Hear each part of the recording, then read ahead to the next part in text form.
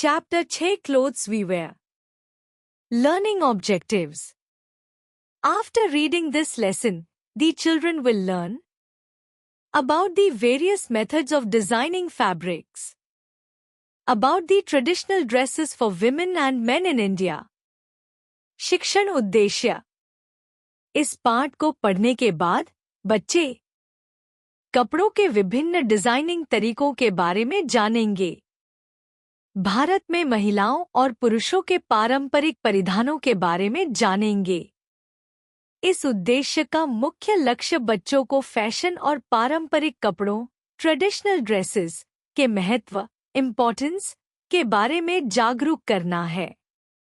Fabric design विभिन्न शिल्प कौशल craftsmanship और तकनीकों का एक समावेश है जो न केवल कपड़ों की सुंदरता को बढ़ाता है बल्कि यह संस्कृति कल्चर और परंपराओं ट्रेडिशंस को भी दर्शाता है. भारत में महिलाओं और पुरुषों के लिए पारंपरिक परिधान विभिन्न सांस्कृतिक पृष्ठभूमियों कल्चरल बैकग्राउंड्स और क्षेत्रीय विविधताओं रीजनल डिवर्सिटीज का प्रतिनिधित्व करते हैं जो भारतीय समाज की विविधता डाइवर्सिटी को प्रदर्शित करते हैं. We wear clothes to cover our bodies. Clothes protect us from heat, cold, rain and insect bites. We look smart and decent in clothes. हम कपड़े पहनते हैं ताकि हम अपने शरीर को ढक सकें. कपड़े हमें गर्मी, ठंड, बारिश और कीड़ों के काटने से बचाते हैं. कपड़ों में हम स्मार्ट और अच्छे दिखते हैं. इस पैराग्राफ में बताया गया है कि कपड़ों का उपयोग केवल शरीर को ढकने के लिए नहीं बल्कि हमारी सुरक्षा के लिए भी किया जाता है. कपड़े विभिन्न मौसमों के खिलाफ एक सुरक्षा कवच के रूप में कार्य करते हैं. गर्मी में हल्के कपड़े पहनना आवश्यक होता है जबकि ठंड में गर्म कपड़े पहनने से हमारी सेहत को सुरक्षित रखा जा सकता है. इसके अलावा कपड़े हमारी व्यक्तिगत छवि पर्सनल इमेज को भी दर्शाते हैं. If you visit cloth, you will see different kinds of fabrics there. Fabric is commonly called cloth shop. Fabrics differ from one another in texture, color, luster and thickness. यदि आप एक कपड़े की दुकान क्लॉथ शॉप पर जाएंगे तो आप वहां विभिन्न प्रकार के फैब्रिक्स देखेंगे. फैब्रिक्स एक दूसरे से टेक्सचर, रंग, कलर, चमक, लस्टर और मोटाई, थिकनेस में भिन्न होते हैं. इस पैराग्राफ में बताया गया है कि कपड़ों की दुकान पर विभिन्न प्रकार के फैब्रिक्स उपलब्ध होते हैं जो उन्हें खास बनाते हैं. टेक्सचर का मतलब है कपड़े की बनावट जो उसे नरम या खुरदुरा बना सकता है. रंग कपड़े की सुंदरता को बढ़ाते हैं जबकि चमक कपड़े की गुणवत्ता का संकेत देती है. मोटाई भी एक महत्वपूर्ण विशेषता है जो यह निर्धारित करती है कि कपड़ा किस मौसम में पहना जा सकता है. इन सभी विशेषताओं के आधार पर व्यक्ति अपने लिए उपयुक्त कपड़ा चुन सकता है जो न केवल उसकी पसंद के अनुसार हो बल्कि उसके उपयोग के लिए भी सही हो. Do you know what are fabrics made of? A fabric is made up of threads or yarns arranged together. Threads are made up of very thin strands called fibers. People wear clothes made of different kinds of fibers like cotton, wool, silk and synthetics. क्या आप जानते हैं कि fabrics किससे बने होते हैं? एक फैब्रिक धागों, थ्रेड्स या यार्न्स से बना होता है जिन्हें एक साथ व्यवस्थित किया जाता है. धागे बहुत पतले तंतुओं फाइबर्स से बने होते हैं. लोग विभिन्न प्रकार के तंतुओं जैसे कपास, कॉटन, ऊन, वुल, रेशम, सिल्क और सिंथेटिक्स से बने कपड़े पहनते हैं. इस पैराग्राफ में बताया गया है कि फैब्रिक्स का निर्माण धागों और यार्न से होता है जो कि बहुत ही पतले तंतुओं से बने होते हैं. ये तंतु विभिन्न प्राकृतिक और कृत्रिम स्रोतों से प्राप्त होते हैं। जैसे कपास एक प्राकृतिक तंतु है जो गर्मियों में आरामदायक कपड़े बनाने के लिए उपयुक्त होता है, जबकि ऊन सर्दियों में गर्म रखने के लिए अच्छा होता है। रेशम एक महंगा तंतु है जो चमकदार और हल्का होता है, जबकि सिंथेटिक तंतु ऐसे होते हैं जो विभिन्न प्रकार के उपयोग के लिए बनाए जाते हैं। Let us learn how fabrics are made attractive with patterns and designs. हम जानेंगे how fabrics को आकर्षक बनाने के लिए उन पर पैटर्न और डिजाइन का उपयोग किया जाता है। Fabric dyes. People love to wear colorful clothes, so fabrics have to be colored. The coloring of fabrics is called dyeing. There are two types of dyes, natural dyes and synthetic dyes. Natural dyes come from plants. Synthetic dyes are made from chemicals. Fabric रंग। लोग रंग-बिरंगे कपड़े पहनना पसंद करते हैं, इसलिए fabrics को रंगना आवश्यक होता है।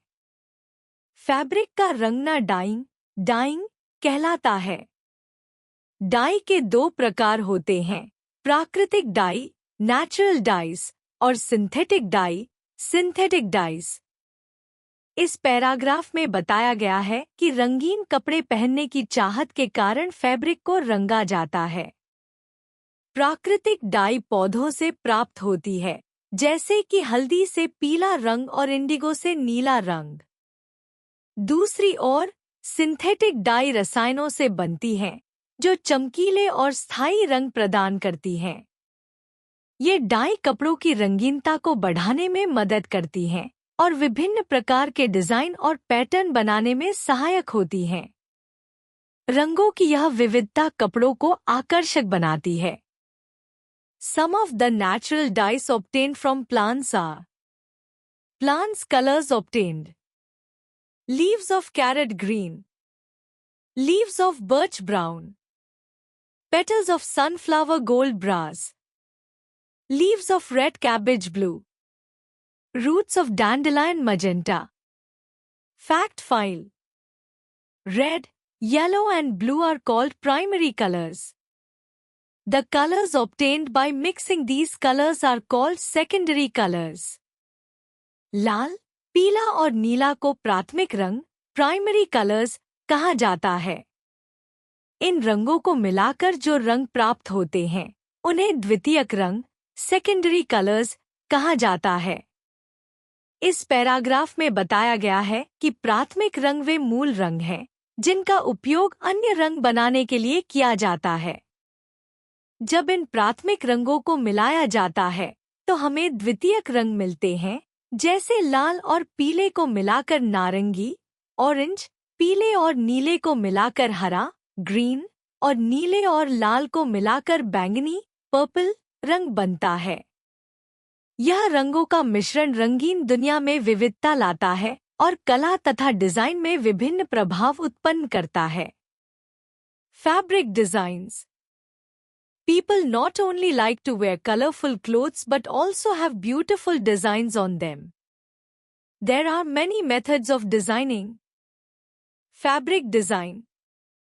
लोग केवल रंगीन कपड़े पहनना पसंद नहीं करते, बल्कि उन पर सुंदर डिजाइन भी होना चाहिए। डिजाइनिंग के कई तरीके हैं। इस पैराग्राफ में बताया गया है कि कपड़ों पर डिजाइन सिर्फ रंगों की सजावट नहीं है, बल्कि यह फैशन का एक महत्वपूर्ण हिस्सा है। लोग अपने कपड़ों को आकर्षक बनाने के लिए विभिन्न डिजाइन और पैटर्न का उपयोग करते हैं। डिजाइनिंग के कई तरीके हैं, जैसे कि छपाई, प्रिंटिंग, कढ़ाई, एम्ब्रॉयडरी, बुनाई, वीविंग और रंगाई, dying. Let us learn about some of them. आइए हम उनमें से कुछ के बारे में सीखते हैं। Block printing. Block printing is very popular method of designing. In this method, wooden blocks with different designs carved in them are dipped into dyes and then printed on cloth. Block printing एक बहुत ही लोकप्रिय designing विधि है। इस विधि में विभिन्न design वाले लकड़ी के ब्लॉक्स को रंगों में डुबोया जाता है और फिर इन्हें कपड़े पर छाप दिया जाता है। इस पैराग्राफ में बताया गया है कि ब्लॉक प्रिंटिंग एक प्राचीन कला है जो कपड़ों को सुंदर और अद्वितीय बनाने के लिए उपयोग की जाती है।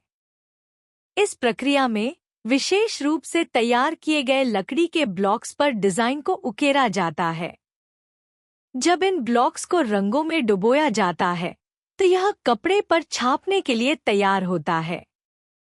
यह एक हाथ से की जाने वाली तकनीक है जो प्रत्येक कपड़े को विशेष बनाती है। ब्लॉक प्रिंटिंग का इस्तेमाल अक्सर भारतीय कपड़ों में किया जाता है, जैसे कि साड़ी, कुर्ता और अन्य पारंपरिक वस्त्रों में। Tie and dye. The fabric is tied with thread dipped in wax. Then it is dipped into various colors and dried. When the knot is opened after dyeing, beautiful patterns are formed. Rajasthan is famous for tie and dye. Tie and dye एक अद्वितीय कपड़ा design करने की विधि है। इस विधि में कपड़े को धागे से बांधकर वैक्स में डुबोया जाता है। फिर इसे विभिन्न रंगों में डुबोकर सूखने के लिए छोड़ दिया जाता है। रंगने के बाद जब गांठ खोली जाती है तो सुंदर पैटर्न बनते हैं। राजस्थान टाई एंड डाई के लिए प्रसिद्ध है। इस पैराग्राफ में बताया गया है कि टाई एंड डाई एक पारंपरिक कला है जो कपड़ों को खूबसूरत और अद्वितीय पैटर्न देने के लिए उपयोग की जाती है। इसमें कपड़े के कुछ हिस्सों को बांध दिया जाता है, जिससे उन हिस्सों पर रंग नहीं लगता।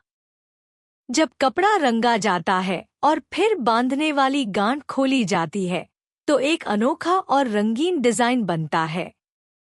इस विधि का उपयोग अक्सर साड़ियों, दुपट्टों और कुर्तों में किया जाता है। टाई एंड डाई न केवल कपड़ों को सजाने के लिए, बल्कि इसमें राजस्थान की संस्कृति और कलात्मकता को भी दर्शाता है। Embroidery. Embroidery is done by using thread, mirrors, beads or shells. Many Indian states have their own special embroidery. Kanta in Bengal, Jal work in Jammu and Kashmir and Fulkari in Punjab are very famous. Embroidery एक कला है जिसमें धागे, शीशे, मोती या शंख का उपयोग करके कपड़ों पर डिजाइन बनाए जाते हैं। भारत के कई राज्यों में अपनी विशेष कढ़ाई होती है, जैसे कि बंगाल में कांता, जम्मू और कश्मीर में जाल वर्क और पंजाब में फुलकारी प्रसिद्ध हैं। इस पैराग्राफ में बताया गया है कि एम्ब्रॉयडरी एक सजावटी प्रक्रिया है जो कपड़ों को और अधिक आकर्षक बनाती है।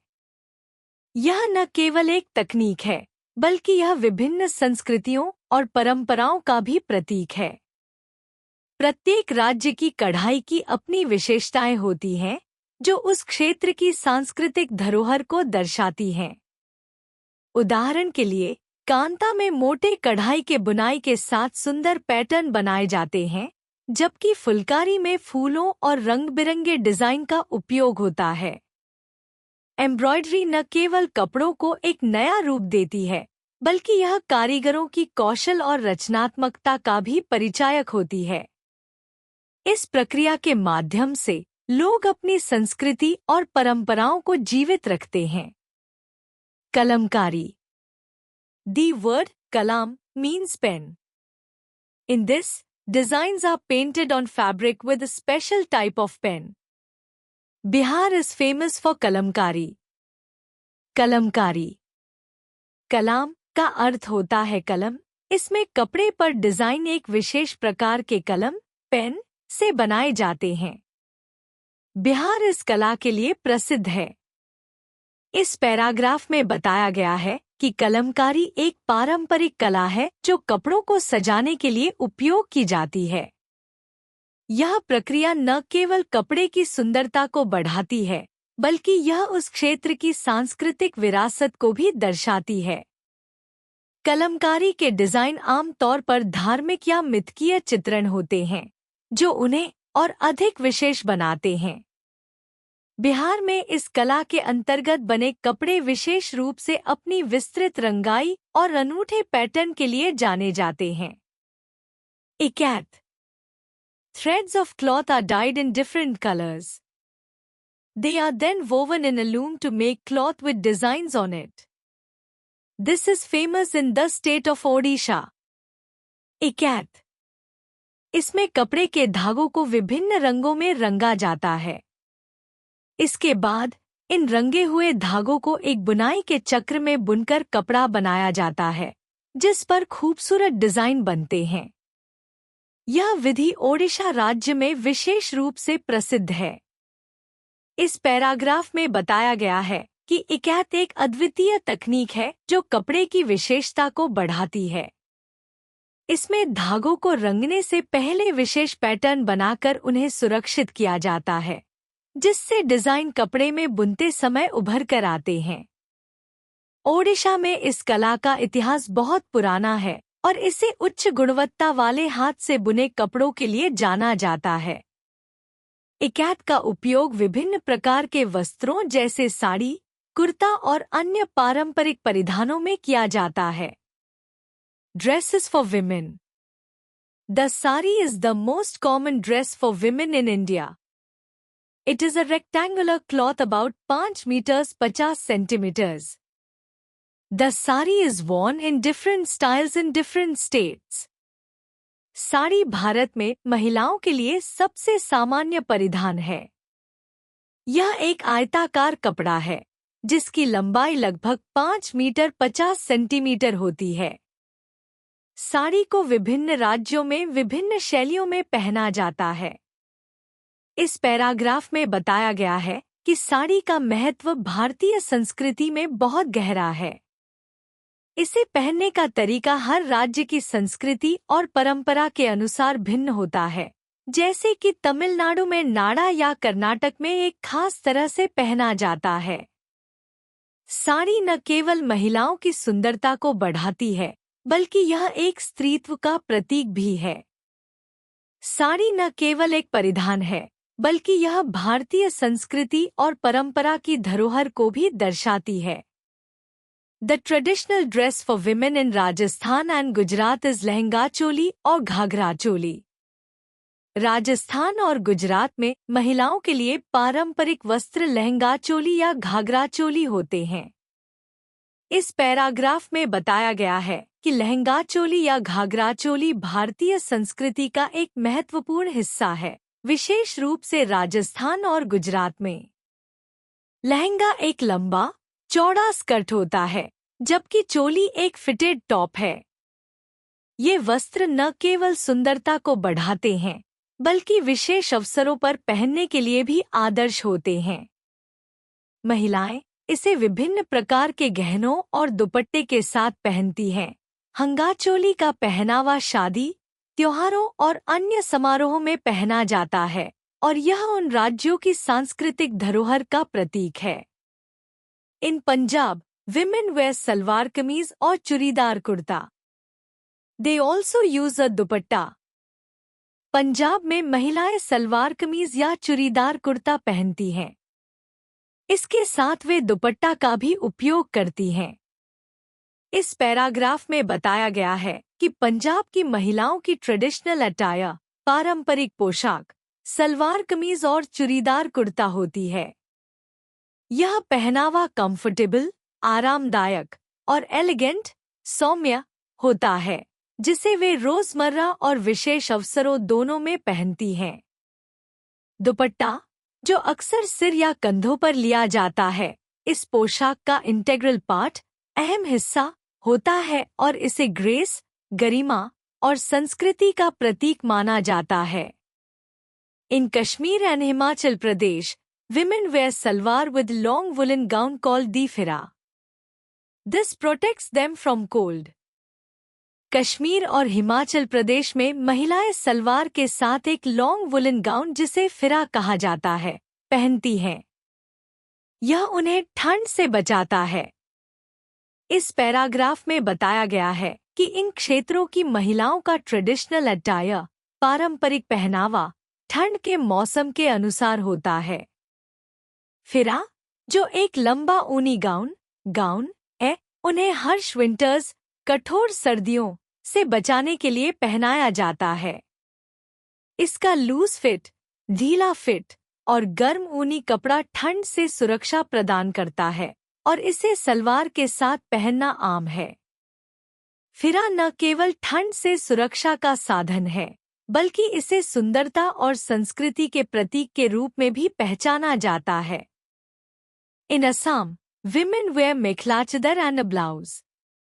The mekhela is a long skirt. Assam में महिलाएं मेखला चादर और ब्लाउज पहनती हैं। मेखला एक लंबी स्कर्ट होती है। इस पैराग्राफ में बताया गया है कि असम की महिलाओं की पारंपरिक पोशाक मेखला चादर है, जिसे ब्लाउज के साथ पहना जाता है। मेखला एक लंबी स्कर्ट होती है जो नीचे के हिस्से को ढकती है, जबकि चादर शरीर के ऊपरी हिस्से पर लपेटी जाती है। यह पोशाक सिंप्लिसिटी, सादगी और एलिगेंस, सौम्यता का प्रतीक है और इसे खास तौर पर कल्चरल इवेंट्स, सांस्कृतिक आयोजनों और फेस्टिवल्स, त्योहारों में पहना जाता है। मेखला चादर असम की रिच कल्चरल हेरिटेज, समृद्ध सांस्कृतिक धरोहर का अभिन्न हिस्सा है। इन Meghalaya, women wear a jinseom, a dress made up of 2 pieces of cloth gathered at the shoulders. Meghalaya में महिलाएं जिनसेम पहनती हैं, जो 2 कपड़ों के टुकड़ों से बना एक पोशाक होता है जिसे कंधों पर समेटा जाता है। इस पैराग्राफ में बताया गया है कि मेघालय की महिलाओं की पारंपरिक पोशाक जिनसेम होती है। यह ड्रेस 2 अलग-अलग कपड़ों के टुकड़ों से मिलकर बनती है, जिसे कंधों पर पिन या गैदर किया जाता है। यह पहनावा सिंप्लिसिटी, सादगी के साथ-साथ कल्चरल सिग्निफिकेंस, सांस्कृतिक महत्व को दर्शाता है। जिनसेम खासकर ट्रेडिशनल सेरेमनीज, पारंपरिक समारोहों और फेस्टिवल्स, त्योहारों में पहना जाता है और यह मेघालय की रिच कल्चरल आइडेंटिटी, समृद्ध सांस्कृतिक पहचान का प्रतीक है। इन Tamil Nadu, women wear sari blouse. Some women also wear a half sari, similar to मेखला चादर. तमिलनाडु में महिलाएं सारी ब्लाउज पहनती हैं। कुछ महिलाएं हाफ साड़ी भी पहनती हैं, जो मेखला चादर के समान होती है। इस पैराग्राफ में बताया गया है कि तमिलनाडु की महिलाओं की पारंपरिक पोशाक साड़ी और ब्लाउज होती है। साड़ी एक लॉन्ग ड्रेप, लंबा कपड़ा होता है जिसे ब्लाउज के साथ पहना जाता है। इसके अलावा कुछ महिलाएं हाफ साड़ी पहनती हैं, जो मेखला चादर की तरह होती है, जहां एक स्कर्ट और चादर का संयोजन होता है। हाफ साड़ी का विशेष रूप से यंग गर्ल्स, किशोरियों द्वारा पारंपरिक रूप से उपयोग किया जाता है, जो कल्चरल इवेंट्स, सांस्कृतिक आयोजनों में इसकी सुंदरता और गरिमा को प्रदर्शित करती हैं। यह पहनावा तमिलनाडु की रिच कल्चरल हेरिटेज, समृद्ध सांस्कृतिक धरोहर का प्रतीक है। In Arunachal Pradesh, Nagaland and Mizoram, women wear a long piece of cloth around the waist which runs down to the ankle. Arunachal Pradesh, Nagaland और मिजोरम में महिलाएं एक लंबे कपड़े के टुकड़े को कमर के चारों ओर पहनती हैं, जो टखनों तक जाता है। इस पैराग्राफ में बताया गया है कि इन पूर्वोत्तर राज्यों की महिलाओं की पारंपरिक पोशाक में एक लॉन्ग पीस ऑफ क्लॉथ, लंबा कपड़ा होता है, जिसे कमर के चारों ओर लपेटा जाता है और यह एंकल तक आता है। यह पहनावा सरल होते हुए भी बहुत ग्रेसफुल, सौम्य होता है और आम तौर पर डेली वेयर, रोजमर्रा के पहनावे और फेस्टिवल्स, त्योहारों दोनों में पहना जाता है। यह ट्रेडिशनल अटायर, पारंपरिक पोशाक, न केवल कंफर्ट, आराम प्रदान करता है, बल्कि इन क्षेत्रों की कल्चरल आइडेंटिटी, सांस्कृतिक पहचान को भी दर्शाता है। इन Kerala, women and men wear mundu. This is type of lungi. The lungi is a piece of cloth wrapped around the waist. Kerala में महिलाएं और पुरुष दोनों मुंडू पहनते हैं। यह एक प्रकार की लुंगी होती है। लुंगी एक कपड़े का टुकड़ा होता है जिसे कमर के चारों ओर लपेटा जाता है। इस पैराग्राफ में बताया गया है कि केरला की पारंपरिक पोशाक में मुंडू शामिल है, जिसे महिलाएं और पुरुष समान रूप से पहनते हैं। मुंडू मूलतः लुंगी का एक प्रकार है जो एक लॉन्ग पीस ऑफ क्लॉथ, लंबा कपड़ा होता है और इसे कमर के चारों ओर रैप, लपेटा जाता है। यह ड्रेस, पोशाक विशेष रूप से केरला की गर्म और आर्द्र जलवायु में कंफर्ट, आराम प्रदान करता है। मुंडू सिंप्लिसिटी, सादगी के साथ साथ कल्चरल हेरिटेज, सांस्कृतिक धरोहर को भी दर्शाता है और इसे त्योहारों और पारंपरिक अवसरों पर विशेष रूप से पहना जाता है। Dress for main. In Kashmir and Himachal Pradesh, men wear salwar and फिरा विद अ टर्बन। कश्मीर और हिमाचल प्रदेश में पुरुष सलवार और फिरा पहनते हैं, साथ ही एक टर्बन, पगड़ी भी पहनते हैं। इस पैराग्राफ में बताया गया है कि इन क्षेत्रों के पुरुषों की पारंपरिक पोशाक में सलवार, जो एक लूज फिटिंग ट्राउजर, ढीली पैंट होती है, और फिरा, जो एक लॉन्ग वुलन गाउन, लंबा ऊनी गाउन होता है, शामिल है। फिरा उन्हें ठंड से बचाने के लिए पहना जाता है, क्योंकि ये क्षेत्र बेहद ठंडे होते हैं। इसके अलावा पुरुष टर्बन, पगड़ी भी पहनते हैं, जो न केवल उनकी पारंपरिक पहचान का हिस्सा है, बल्कि सर्दियों में उनके सिर को गर्म रखने का एक साधन भी है। इस प्रकार यह पहनावा कंफर्ट, आराम के साथ साथ कल्चरल सिग्निफिकेंस, सांस्कृतिक महत्व भी रखता है। इन पंजाब, कुर्ता पजामा और kurta and lungi and head dress called pagri is popular among men. Punjab में पुरुषों के बीच कुर्ता पजामा या कुर्ता और लुंगी के साथ एक हेड ड्रेस जिसे पागरी, पगड़ी कहा जाता है, बहुत लोकप्रिय है। इस पैराग्राफ में बताया गया है कि पंजाब में पुरुषों की पारंपरिक पोशाक कुर्ता पजामा होती है, जिसमें कुर्ता एक लूज फिटिंग, ढीली शर्ट होती है और पायजामा कंफर्टेबल, आरामदायक ट्राउजर होता है। इसके अलावा कुछ पुरुष कुर्ता को लुंगी के साथ भी पहनते हैं, जो कमर के चारों ओर लपेटा जाने वाला एक कपड़ा होता है। इनके साथ पगड़ी पहनना, जो सिर को ढकने वाला हेड ड्रेस है, पुरुषों की पहचान और सम्मान का प्रतीक है। यह पहनावा न केवल प्रैक्टिकल, व्यावहारिक है, बल्कि पंजाब की सांस्कृतिक विरासत को भी दर्शाता है। इन Rajasthan, the men wear churidar kurta as a traditional dress. They also wear a dhoti with colorful headdress. This headdress is simply long cloth wrapped tightly over the head. Rajasthan में पुरुष पारंपरिक रूप से चूड़ीदार कुर्ता पहनते हैं। इसके अलावा वे धोती के साथ एक रंगीन हेड्रेस, सिर पर पहना जाने वाला वस्त्र भी पहनते हैं। यह हेड्रेस एक लंबे कपड़े का टुकड़ा होता है, जिसे सिर पर कसकर लपेटा जाता है। इस पैराग्राफ में बताया गया है कि राजस्थान के पुरुषों की पारंपरिक पोशाक में चूड़ीदार कुर्ता शामिल है, जिसमें चूड़ीदार एक टाइट फिटिंग ट्राउजर, कसकर फिट होने वाली पैंट होती है और कुर्ता एक लंबी शर्ट होती है। इसके साथ वे धोती भी पहनते हैं, जो वेस्ट के चारों ओर लपेटा जाने वाला कपड़ा है।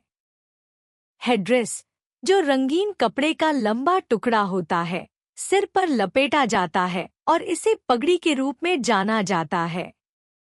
यह पगड़ी न केवल उनकी पारंपरिक पहचान का हिस्सा है, बल्कि इसे राजस्थान के गर्म मौसम से बचने के लिए भी पहना जाता है।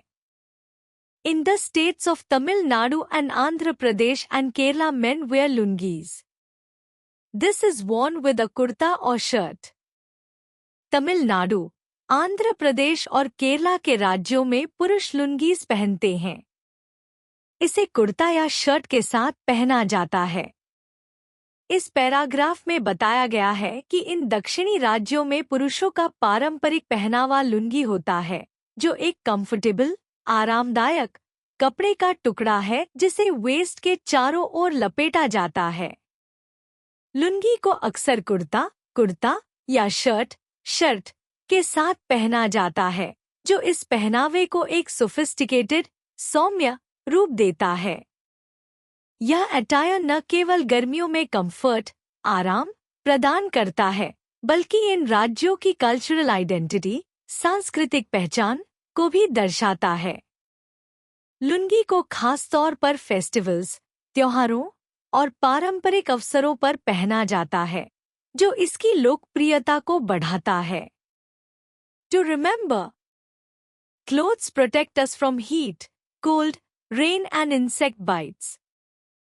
Fabric is commonly called cloth. Fabric dyes are either natural or synthetic. Fabric designs are made by block printing, tie and dye, embroidery, kalamkari and ikat. Women and men in India wear different types of dresses. To remember, कपड़े हमें गर्मी, ठंड, बारिश और कीड़ों के काटने से सुरक्षा प्रदान करते हैं। फैब्रिक, कपड़ा को सामान्यतः क्लॉथ, कपड़ा कहा जाता है। फैब्रिक डाइज, कपड़े के रंग या तो नेचुरल, प्राकृतिक होते हैं या सिंथेटिक, कृत्रिम। फैब्रिक डिजाइन्स, कपड़े के डिजाइन को block printing, tie and dye, tie और डाई, एम्ब्रॉयडरी, कढ़ाई, कलमकारी और इकट द्वारा बनाया जाता है। भारत में महिलाएं और पुरुष विभिन्न प्रकार के ड्रेसेस, पोशाक पहनते हैं। इस जानकारी में बताया गया है कि कपड़े विभिन्न मौसमों और परिस्थितियों से हमारी रक्षा करते हैं और उनकी रंगाई और डिजाइन बनाने की विभिन्न तकनीकें होती हैं। साथ ही यह भी उल्लेख किया गया है कि भारत में पुरुषों और महिलाओं के पहनावे में भिन्नता होती है, जो उनकी संस्कृति और परंपराओं को दर्शाती है।